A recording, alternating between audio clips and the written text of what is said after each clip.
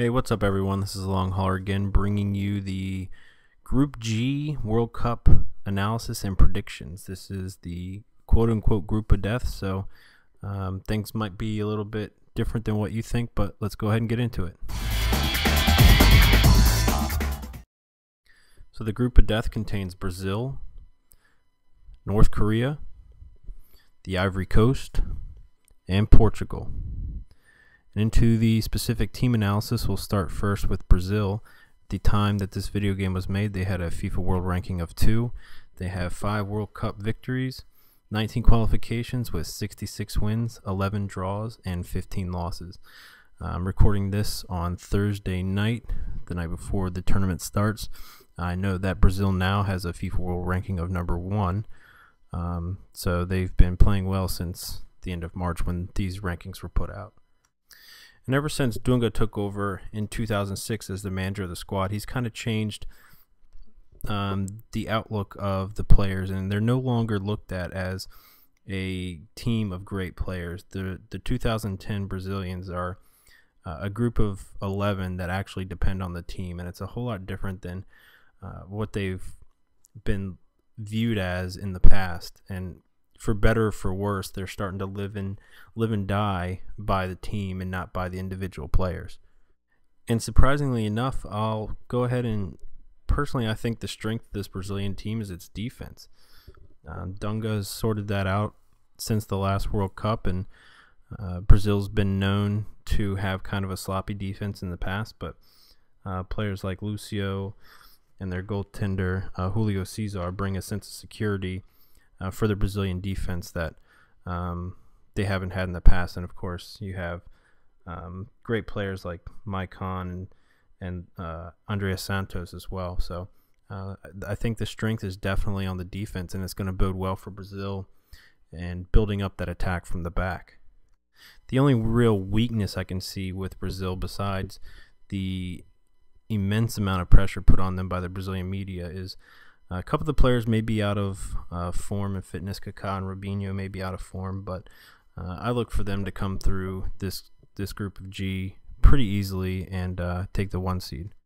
So next I'll move on to the Ivory Coast. At the time the game was made, they had a FIFA World Ranking of 16. They've fallen quite a bit in the last couple of months, and I think right now they're at number 27 or so. But surprisingly enough, and this surprised me personally, this is only their second qualification. They have 1 win, no draws, and 2 losses. So they're a fairly young team when it comes to the World Cup experience.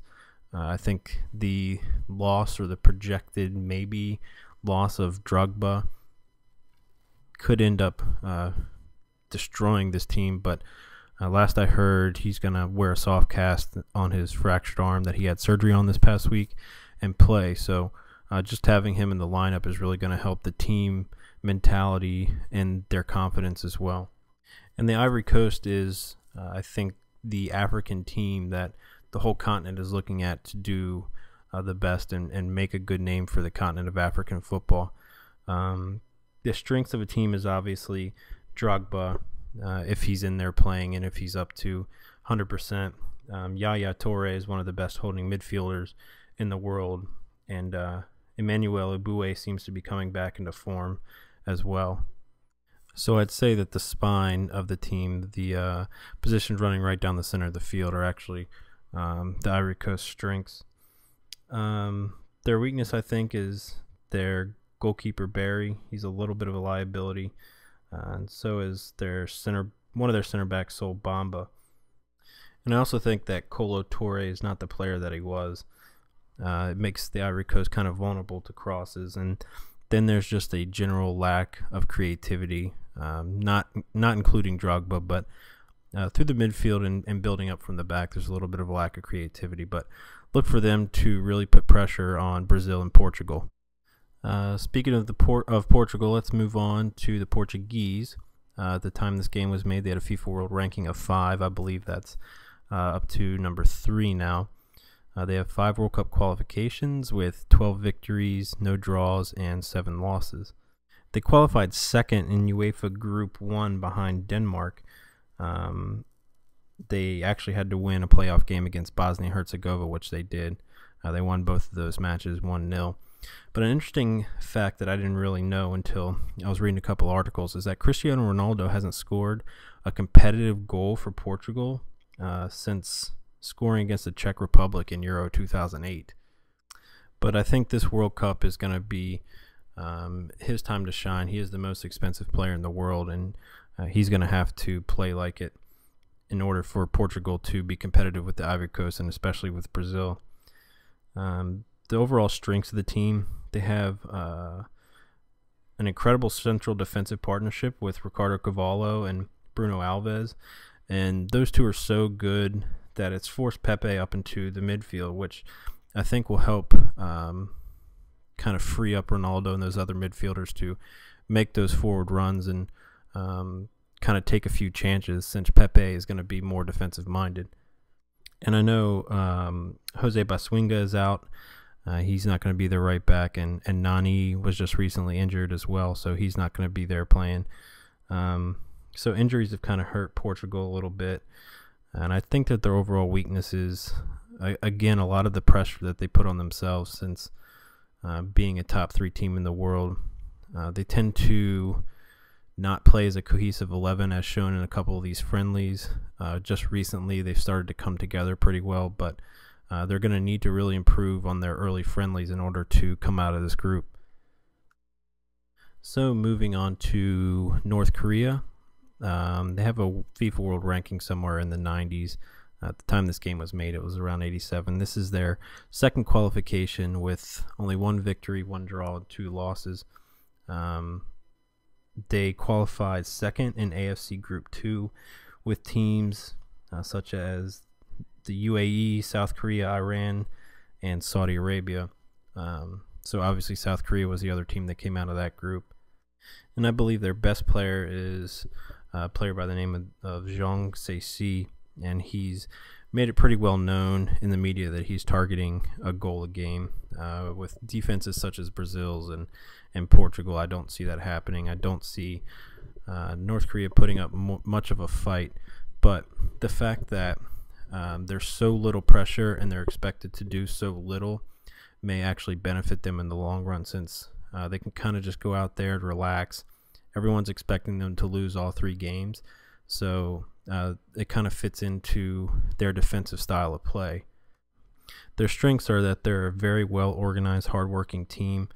They're very close knit as a group, and they give that proverbial 110%, and they'll be giving it for the full 90 minutes. And like I said, low expectations and low pressure may help them out and grabbing a few points here and there.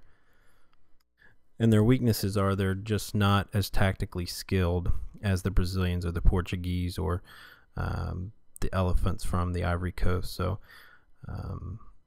they don't have huge backs. They're not going to be able to contend with aerial attacks if the Brazilians get a bunch of free kicks, or the Portuguese do as well. They're kind of small, so they're going to be fairly easy to be pushed off the ball, and I kind of just see them falling flat in this group. So on to the EA Sports predictions of the group. Obviously, these all were sim matches. They think the Ivory Coast is going to take 3 from Portugal, and Brazil is going to take 3 from Korea. Brazil will turn around and take 3 from the Ivory Coast, and Portugal will take 3 from Korea, and then Brazil will take 3 more from Portugal, and Korea will get a victory. My own personal predictions are that Portugal will take 3 from the Ivory Coast, and Brazil will do the same against North Korea.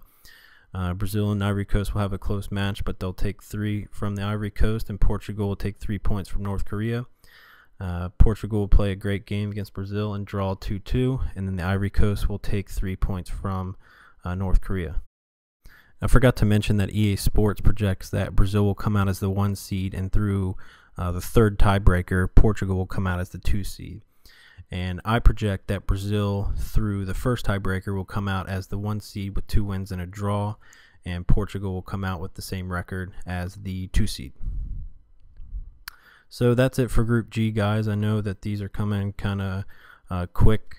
I've got to do Group H before I go to bed, and the tournament starts tomorrow. But I I know there's probably going to be some disagreements with this one, and I welcome any comments and welcome your thoughts, and I'll see you in the final group.